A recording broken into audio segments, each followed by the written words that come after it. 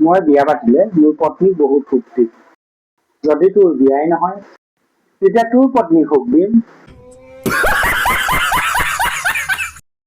তুমি এৰেঞ্জ ভাল পোৱা নে লাভ মেৰেজ ভাল পোৱা? মই এটাও ভাল নাপাওঁ। কিয়? আমাৰ ঘৰৰ ওচৰৰ দাদা এজনে লাভ মেৰেজ কৰিছে, তেওঁলোকো সুখী নহয়। আমাৰ ঘৰৰ ওচৰৰ অন্য এজন দাদাও এৰেঞ্জ মেৰেজ কৰিছে, তেওঁ সুখী নহয়। কিন্তু তুমিতো লাভ মেৰেজ কৰিছা, তেতিয়াহ'লে তুমি কেনেকে সুখী? কাৰণ চাইডৰ বৌ দুজনী মোক লৈ সুখী যে। বনৰা তোৰ চৰিত্ৰ কেতিয়াও ভাল